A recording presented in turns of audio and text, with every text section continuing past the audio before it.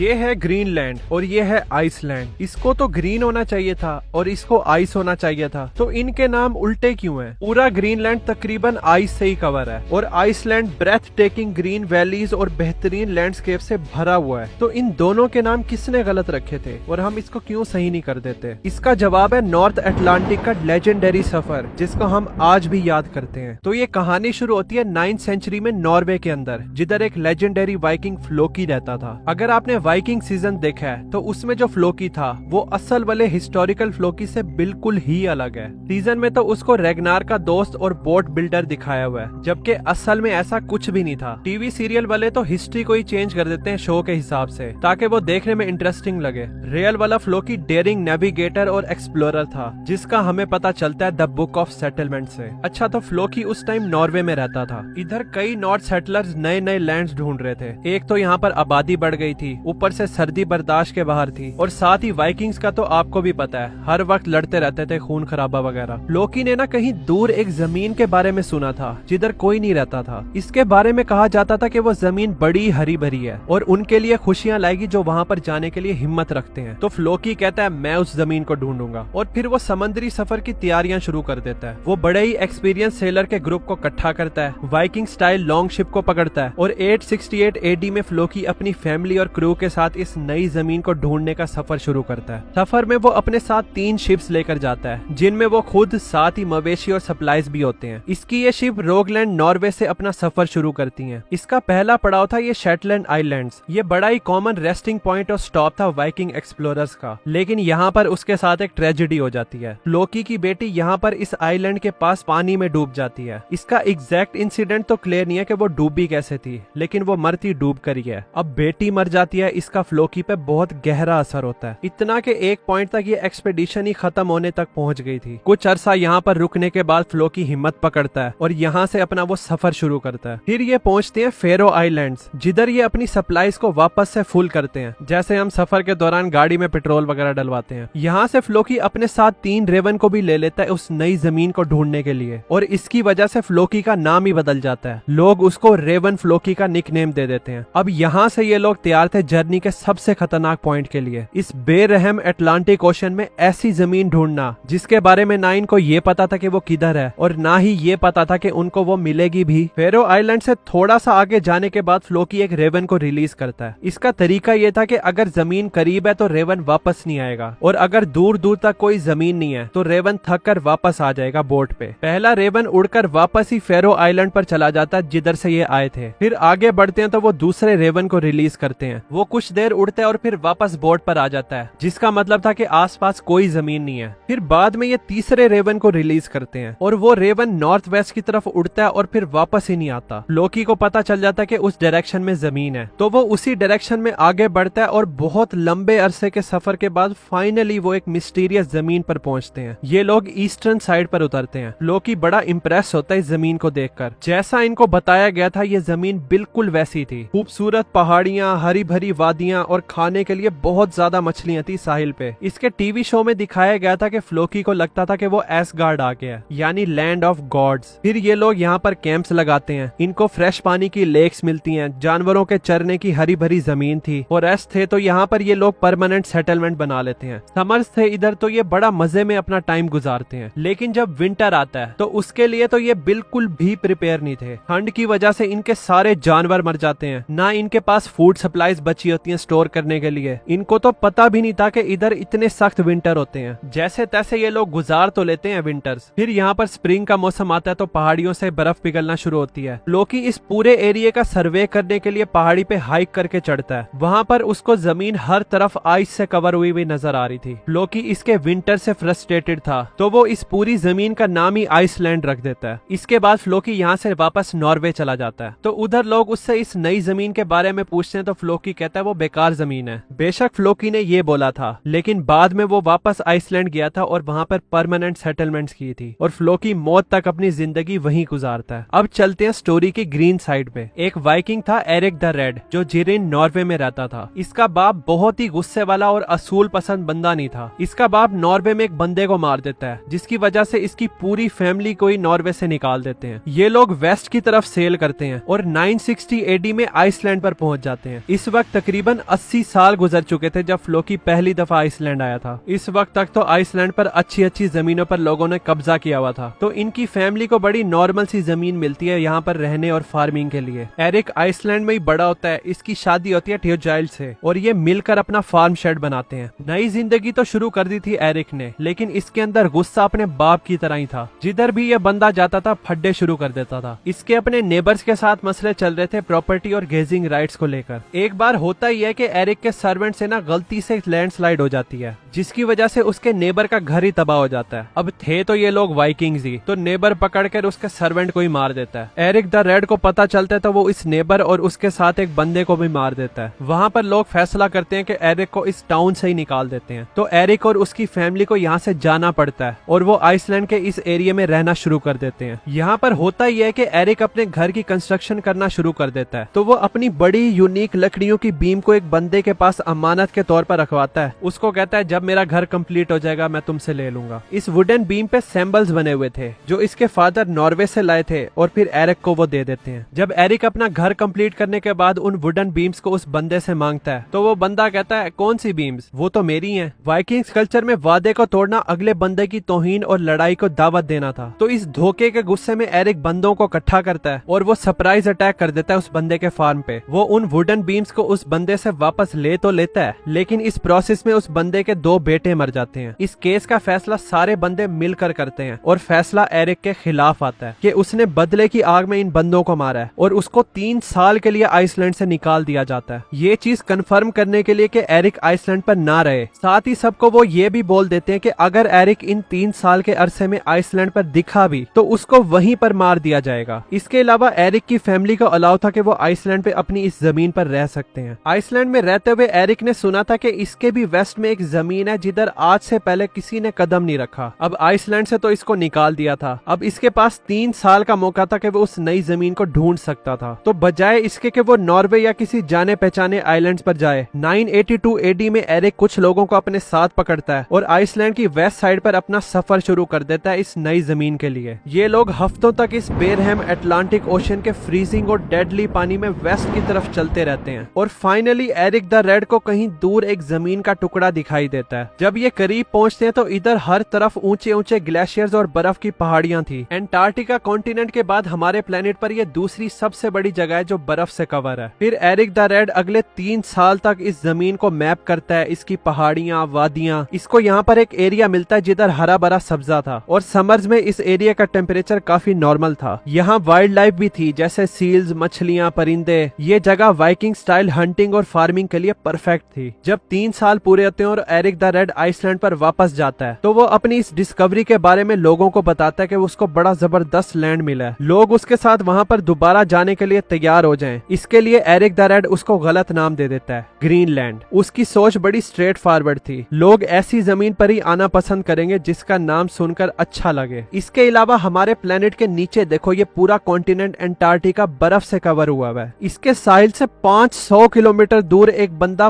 पैदल अकेले ही बगैर खाने के इसके साहिल पर पहुंचता है और सामने का सीन देखने के बाद उसके पांव से जमीन ही निकल जाती है। इस बर्फीले बेरहम कॉन्टिनेंट पे जिस शिप में वो यहाँ पर आया था वो उसको छोड़कर जा चुकी है। आगे इसके साथ क्या हुआ इस पे मैंने ये वाली वीडियो बनाई है, आपको हाईली रिकमेंड करूंगा कि आप जरूर देखना। मिलते हैं फिर उस वीडियो में। Thanks for watching.